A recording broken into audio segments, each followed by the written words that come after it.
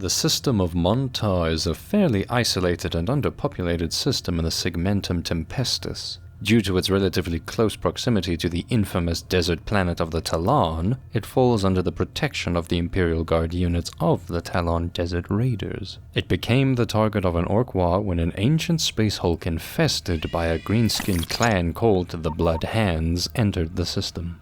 Their warlord, by the name of Bulgarg, was determined to conquer every planet in the Montar system and carve out his own Ork empire. The upcoming Ork boss was still in the process of amassing a large army worthy of a true Waaagh, and so the sparsely populated Montar system was the perfect target for his first conquest. The local human government did not possess the resources and manpower to mount an effective resistance to the invasion. But before striking at the capital on Montar Prime, the Orcs' cunning plan was to set up a base of operation on the edge of the system, on a desert planet called Montar 7. By collecting scrap from the servers, they would be able to build war machines and weapons that would bolster their forces in the coming war. And so, the Orcs' troops disembarked from the space hulk and made planetfall. They began the construction of their base at a place that they called Big Toof River. The invasion did not go unnoticed, however. Planetary Governor Kinwa on Montar Prime sent out a distress call with the urgent request for reinforcements, before the Greenskins would be able to spread mayhem and destruction through the rest of the system. Fortunately for Kinwa, his request for help was received by Lord Commander Sheridan, and quickly acted upon. He had recently concluded a successful but gruesome campaign to rid his sector of a large Dark Eldar pirate fleet. With the Xenos renegades finally out of the way, he would fortunately be able to commit his remaining forces towards the newly arrived invasion in defense of Montar.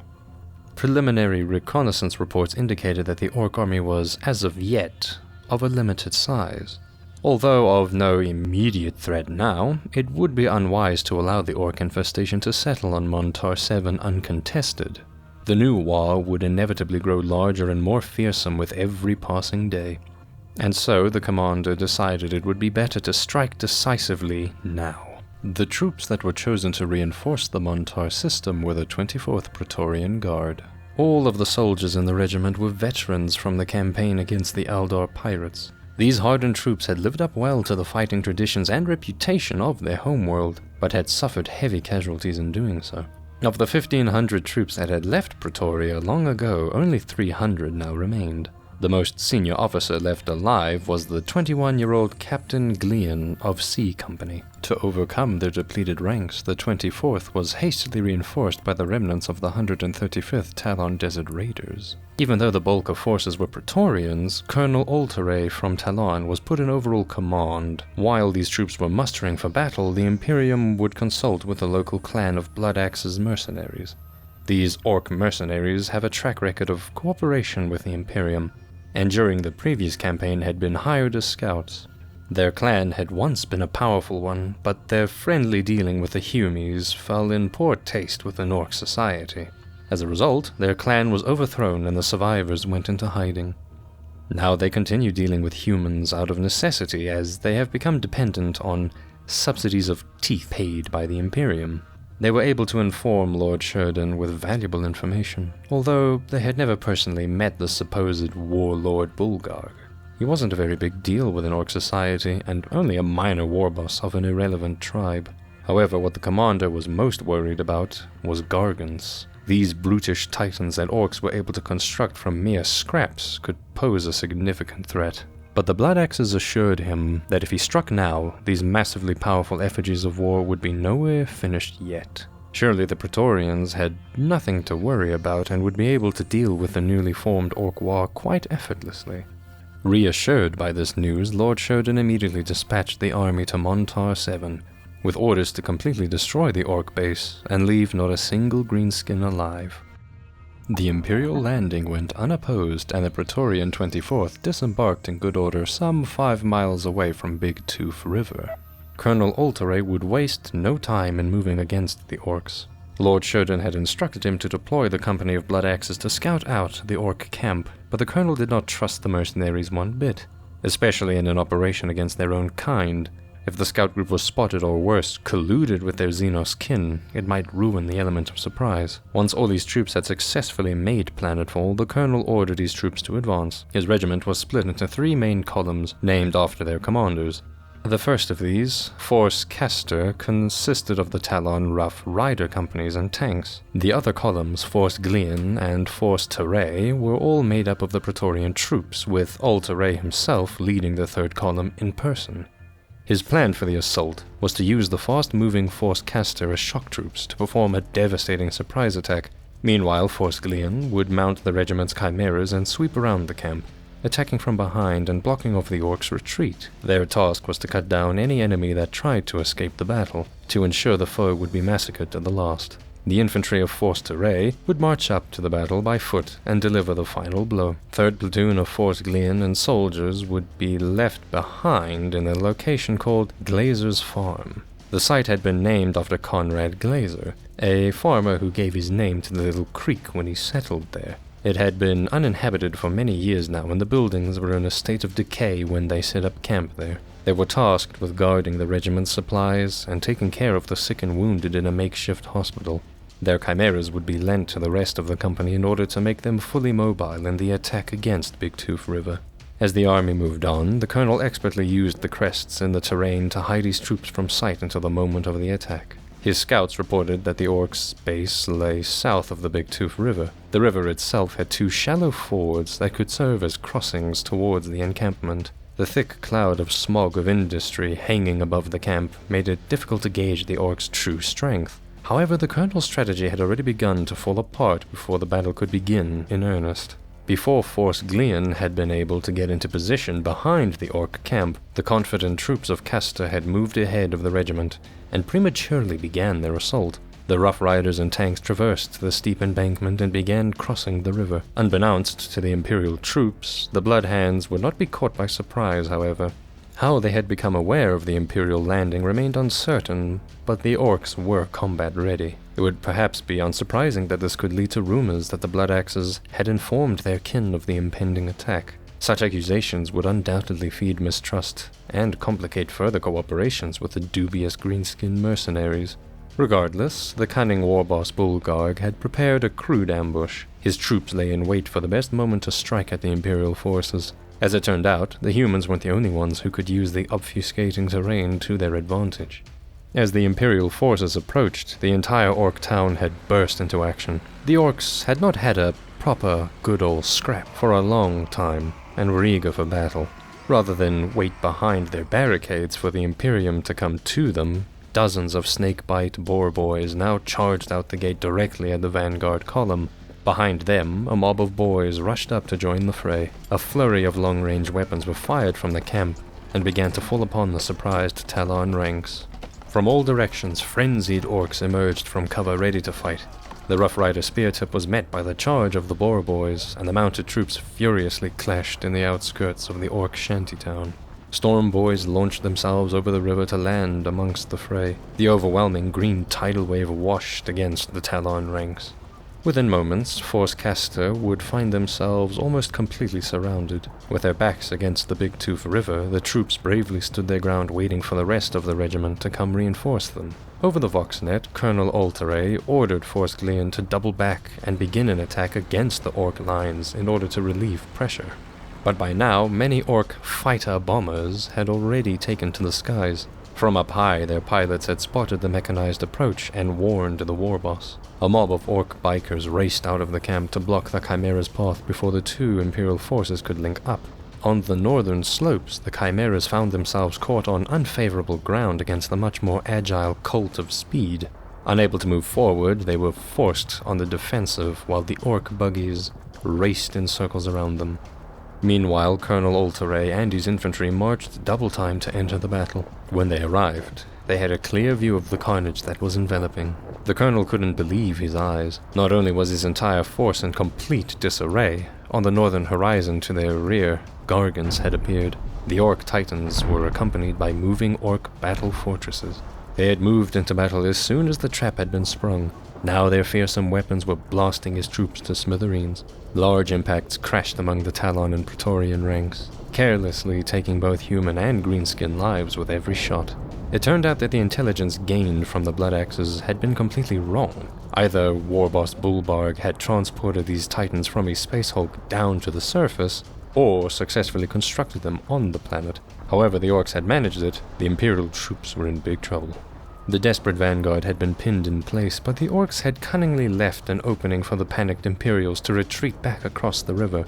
With their ranks being ripped to shreds, the remnants of Force Castor fell for the trap and attempted to make their escape from the encirclement.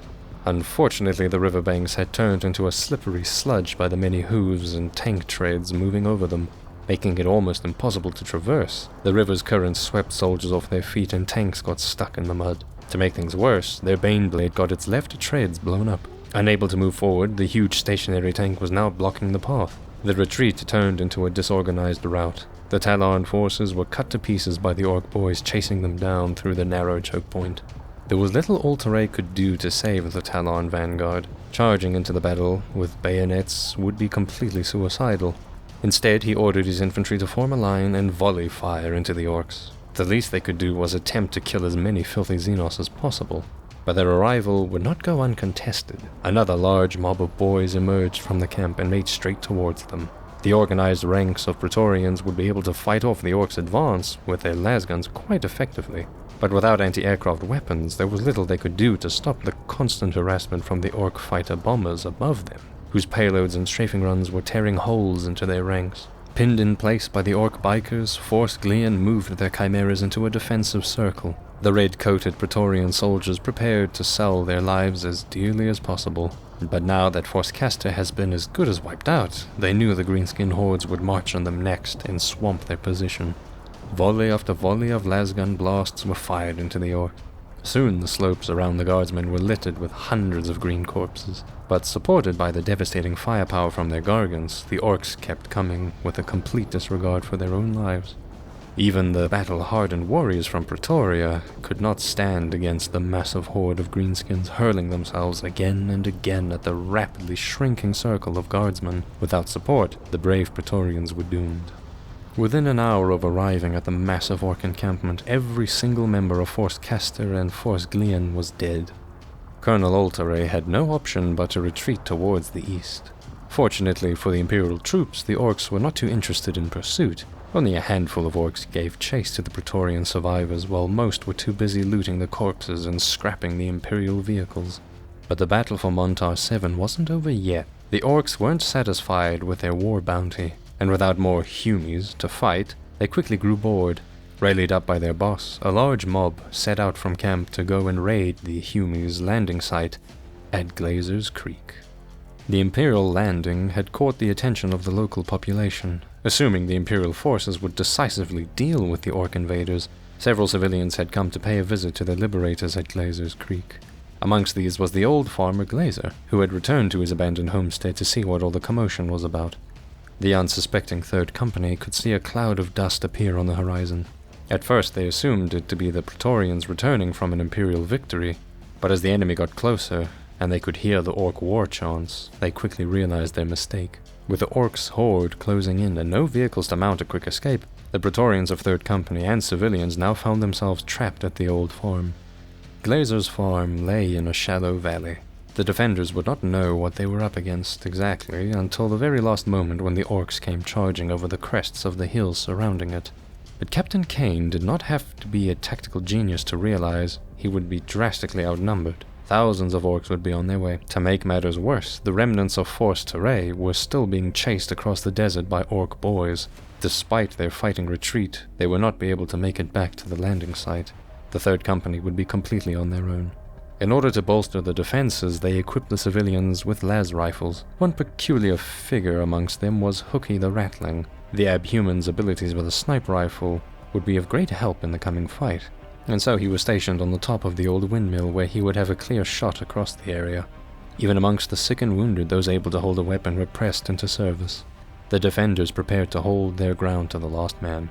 From the surrounding hills, hordes of Ork warriors swarmed down towards the tiny farm from all sides, excitedly shouting their primal war cries and wildly firing their shooters into the air.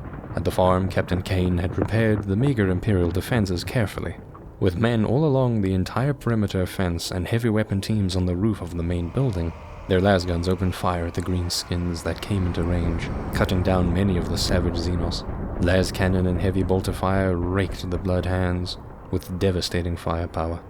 Hooky the Rattling proved his marksmanship by picking off dozens of greenskins from the perch at the top of the windmill. Demoralized by the unexpected amount of casualties, the Orcs' advance began to slow down. Instead of charging directly into a melee, the boys stopped at a distance and returned fire with their shooters. The initial spray of gunfire killed some of the defenders. In return, the las cannon destroyed an Orc dreadnought that blew up in a spectacular explosion. For now, the Orcs decided it was to their best interest to retreat back into the hills and regroup for the next attack. After some encouraging words from their war boss, the Bloodhands regained their resolve, and another wave of greenskins charged wildly at the defenders. The war boss had kindly instructed them not to stop this time, and despite suffering heavy losses, the Orcs managed to reach the defenders. A scuffle broke out amongst the perimeter fence, and they finally managed to break in on the west side. The Praetorians and civilians bravely stood their ground, but the brute strength of the greenskins killed many in the close-quarter combat. The heavy bolter continued pouring explosive shells into the filthy Xenos ranks. From this close range, it was like shooting fish in a barrel. The greenskins were cut down in swaths. Unable to overwhelm the defenders, the battered Orcs broke and ran once more. As the enemy retreated, 3rd Company was given some reprieve to count their own losses. The makeshift hospital is bursting with the injured and dying, including most of the civilians. Many had fallen victim to the axes of the Orcs, and the company had been whittled down to half their original strength, but they knew the Orcs would return soon. This would not be the time to mourn the dead. The war boss was severely disappointed with the poor performance of his boys, and may have bashed a few knobskulls to get the point across. This time, the displeased war boss will lead the charge himself. As another huge wave of Orcs charged down from the hills, the weary defenders prepared to repulse them. In a moment of bravado, a young guardsman wielding a flamer leaves the perimeter and moves forward to burn the advancing horde. Unfortunately, the results of his reckless bravery are less than impressive, and he is personally bashed to the ground by the war boss himself. There is nothing the other Praetorians can do for him as the greenskins trample over his broken body. On both sides of the farm, the Xenos brutes break into the perimeter. Farmer Glazer kills one of the Orcs before he succumbs to the sheer weight of numbers. The Orcs are clambering onto the roof of the hospital. They're about to be overrun. Captain Kane shouts words of encouragement to his soldiers during this last stand. In a last-ditch effort, some of the wounded emerge from their sickbeds to join the fight. Their desperate act of bravery momentarily turns the tide, and the greenskins lose heart and run once more. Although they've pushed the Orcs back for now, the defenders' losses are grim. After the close encounter, 3rd Company has very little left in the way of fighting men. It is unlikely that they'll be able to hold out against another wave of attackers. But as long as the Praetorian banner is held high, their morale will not falter. Every single one of them is ready to give their life to the last. The bulk of survivors take position on top of the hospital building and patiently await their foe. All around the farm, the ground is littered with wrecked Orc vehicles and bodies from the previous assaults. Although the raiding mob is down in strength, their war boss would not relent. With classic Orc enthusiasm and suitable violence, he rallied his boys once more. For the 4th time, the Orcs come charging over the hills. Things look desperate for the beleaguered defenders of Glazer's farm. Only 17 men remain fit to fight. They're low on munitions, and the Orcs' attack shows no sign of abating. The approaching greenskins roar loudly to intimidate their foes. In response, Captain Kane encourages his men and tells them to make every shot count. One of the veterans prepares a vortex bomb that they have been saving for a desperate moment. He hurls it into the oncoming horde, and it explodes with a flash that engulfed the Orcs. The immense destruction vaporizes all the Bloodhands in its blast range. There are too few guardsmen to check the Orcs' advance, and the attackers clamber over the fence uncontested. As if things weren't bad enough, yet more Orcs appear on the eastern horizon and rush down the slopes to join the battle, eager to kill the stubborn human resistance. Greenskins rampage through the compound while the Praetorians fire at them from the rooftops. They start climbing up the windmill towards the rattling sniper, who has so far been reliably killing Orcs with every shot. Fortunately for Hooky, Captain Kane had wisely anticipated this and positioned a couple of his men inside of the mill. Every Orc that climbs up the ladder is easily repulsed and sent tumbling down towards their death.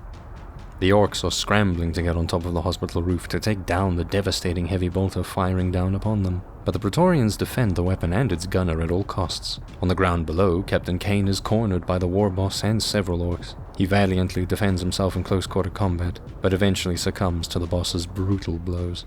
In his death throes, he shouts his final words to his men. "Praetorians, we fight to the last man." With the death of their commanding officer, things look bleaker than ever before, and yet the orc numbers are thinning against their defiant last stand. The orc boys gave up climbing the windmill and chose to fire their shooters instead. This proved much more devastating as they killed the last two defenders of the mill. Apart from Hookie, who is still firing away on top of the mill, all Imperial soldiers are now embroiled in hand-to-hand combat. Despite everything, their regimental banner still waves proudly up high. The war boss clumsily manages to climb up on the hospital's roof, ready to finish this once and for all. But just as he does, his orc boys appear to lose heart and break. These cowardly creatures suffered too many casualties. The grunts have had enough. If the big boss wants to capture this farm so badly, he can go and do it himself. The war boss is left staring down the few remaining Praetorians. The ragtag survivors are covered in blood and bruises, but their bayonets are held at the ready, pointing at the menacing brute. He can see the defiance blazing in their eyes. He gives one of the red-uniformed corpses at his feet one last kick and grudgingly decides to fall back too.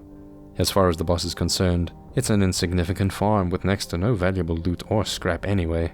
The Humies can have it. The beaten orcs retreat all the way back towards their encampment at Big Toof River to lick their wounds. For now, the battle is over. The defense at Glazer's Creek is a heroic Imperial victory. After suffering the devastating defeat at Big Toof River, Colonel Alterai was never to be given independent command again. It is said that his last words many years later were, "Let me go to my fate, brothers. I must have peace from the ghosts that haunt me." The reckless assault straight into an orc ambush and the resulting slaughter of his force tormented his conscience until the day he died. Relatively few records remain of the aftermath of the defense of Glazer's Creek. The fate of Hookie the Rattling Sniper, the unsung hero of the battle, remains unknown, for he disappeared shortly after the battle was over. The Imperial victory would not be able to stop the orcs from expanding their base on Montar 7 and conquer other planets in the system. Despite the Imperium's best efforts to keep the Greenskins' conquest in check, Warlord Bulbag would go on to successfully establish his orc empire within the Montar system. It would, however, not be the last time the humble farm was the location for a battlefield. Despite being so close to the orc base at Big Toof River, it remained as an Imperial stronghold against the invaders. Many years later, the 24th Ventrilian nobles used the farmstead as their own base of operations, defending it against the continuous orc onslaught. The building was inherited by the son of the fallen Glazer Sr., and so the name of Glazer's Creek remained. Fortunately for the Imperium, for unbeknownst reasons, Warlord Bulgarg, along with the bulk of his army, one day embarked on their space hulk and left the system. The Waaagh has not been sighted since. It is assumed that the craft was destroyed in the warp, but no one can be certain. Perhaps one day the orcs will reappear and terrorize another sector, but their reputation as fearsome warriors will forever be tarnished by their humiliating defeats at Glazer's Creek. Lord Shodan recovered from the military setbacks and went on to reconquer the Montar system from the orcs that had remained after Bulgarg had left. In the forefront of this redemption campaign was the newly raised 24th Praetorian Guard, ready to avenge those fallen on Montar 7.